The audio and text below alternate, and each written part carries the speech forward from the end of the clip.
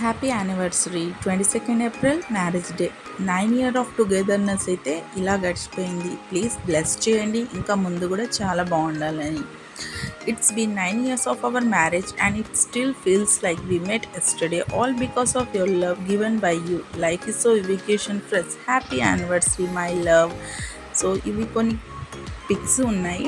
So మేము కలిసిన 9 yearsలో ప్రతి ఒక్క పిక్స్ని అయితే నేను మీతో షేర్ చేస్తున్నాను.